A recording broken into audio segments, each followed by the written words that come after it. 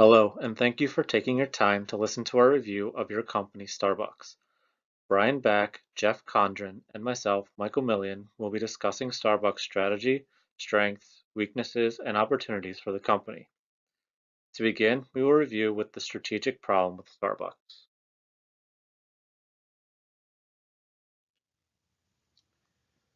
We have identified two areas we believe where there are issues with the strategy, but also see them as opportunities for growth. The first is on the domestic level. We've seen that Starbucks has faced more competition in recent years. Food service companies such as McDonald's and Dunkin' Donuts have increased their own resources toward coffee production, and they're increasing product lines. Customers looking for a cheaper, quicker coffee now have more options available to them. We see this as an opportunity for Starbucks to attempt to target this demographic of cost-conscious or on-the-go customers. While still focusing on quality and dedication to service, there should be an effort to appeal to this market segment to increase market share. The second issue is on the global level, where the Starbucks brand has failed to catch on in other regions and countries, at least to the same extent as it did in the US. Many stores have closed overseas as there seems to be less interest in gourmet coffee. There is still an opportunity for growth on the global level, but the strategy needs to be more focused on the different regions and cultures rather than applying the same format that worked in the US. The Starbucks brand would remain the same, but the products offered are done so with concentration to the local demand.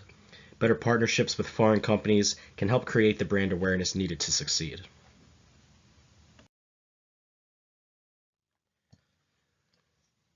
Starting with external analysis, the PEST model takes a look into four specific areas that are important to the strategy. The first is the political and legal side of things, which includes a lot that is crucial to Starbucks' operation. Stores must maintain a high standard in accordance to health code and food regulation to consumers. Coffee bean cultivation must be done in sustainable ways and in regulation with the FDA. And then on an international level, trade and tax law must be considered with having to deal with many different countries and regions. Further, in regards to the economic segment, currency exchange rates, trends in consumer purchasing, and income must also be considered.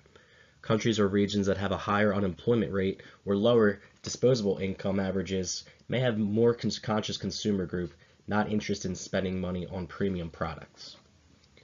This ties into the socio-cultural factors.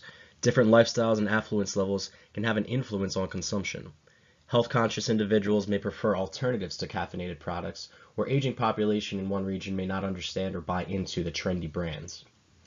Finally, Starbucks' tech side are geared toward helping create a customer-centric experience, as their physical stores are essentially internet cafes offering free Wi-Fi to customers. A big presence on popular social media platforms has allowed the company to take advantage of free advertising and market their products to specific target audiences.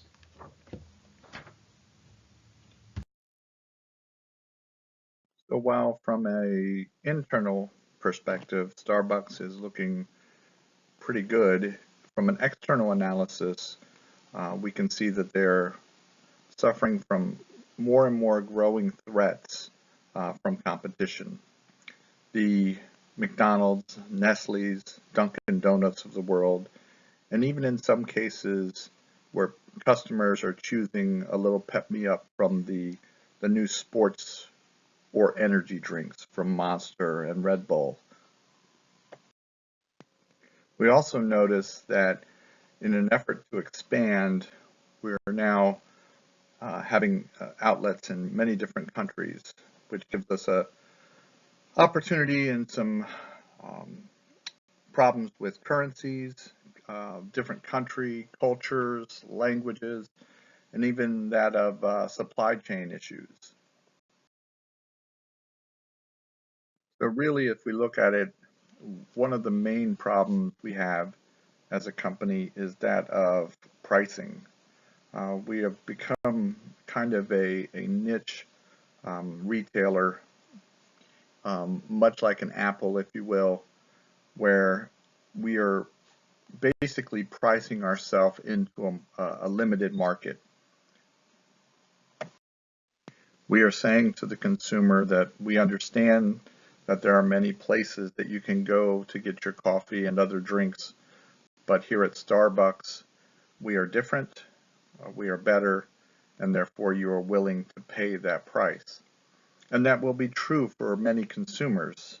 However, I think it would be in Starbucks' best interest to not exclude the rest of the market, and maybe some research into market expansion and product expansion, especially where it comes to pricing, would be a good call. Maybe a entry level, if you will, kind of product that could better compete with the McDonald's and the Dunkin' Donuts of the world.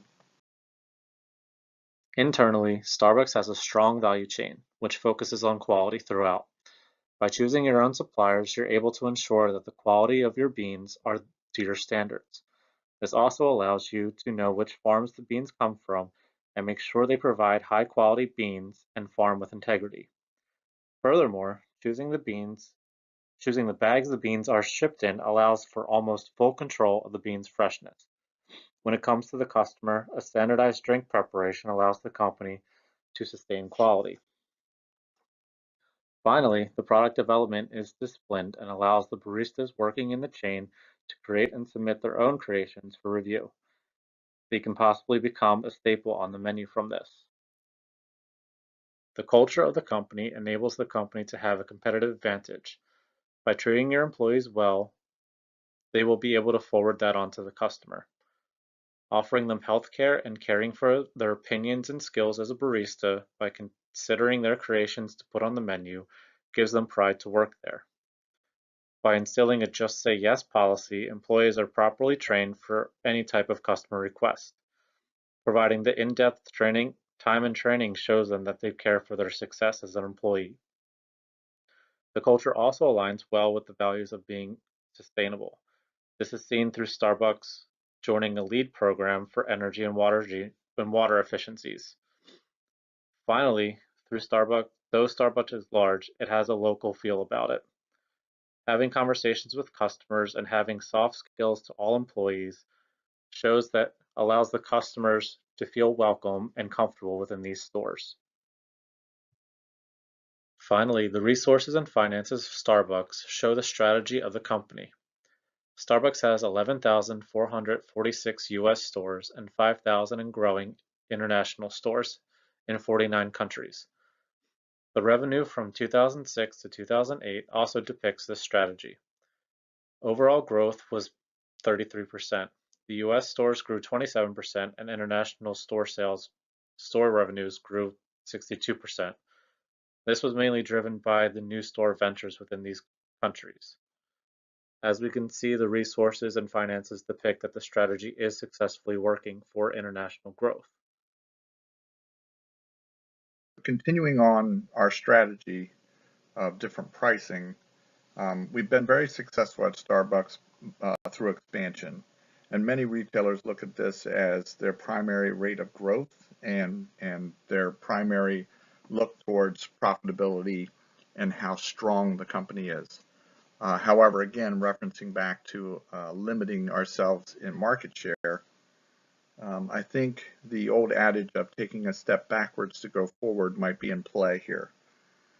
Taking a look at an entry-level product or product line that allows us to now include many segments of the market that we've excluded by our pricing in the past would give us an advantage in the long run of capturing and taking market share from people that are going after this demographic at the current time. So by maybe taking a note from or a clue from the auto industry, if you will, where many manufacturers will start off with a baseline product and then add you in an upgrade. They will add in more luxurious type model lines as they become more known. Starbucks should kind of go back to that philosophy. They have their market share as far as the luxury drinkers, if you will, the quote-unquote snob appeal that Starbucks has been afforded. But now let's focus on getting the everyday consumer that is stopping by McDonald's or Dunkin' Donuts, paying $1 for their coffee. They just want a quick cup of joe and thus far we've kind of excluded them as a company. So I think if Starbucks, if we were to spend more research time on how to capture that demographic, um, again, going backwards to go forward, and capturing our competitors' market will help Starbucks grow and be more profitable in the long run. The recent failures of some stores overseas should not deter Starbucks from attempting to expand, but rather allow the company to refocus the strategy. There is not a cookie-cutter template that will guarantee success in every market, so a multi-domestic strategy should be implemented. Part of the failures from past overseas endeavors is because there are cultural differences and varying consumer preferences throughout the world. A multi-domestic strategy will allow the company to focus on the needs and wants of each target market in the different regions or countries and create a product mix that caters to those specific tastes.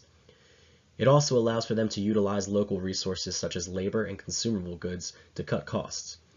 Doing proper research and getting a better understanding of the different markets will also help Starbucks identify potential partners that can help them establish their brand name.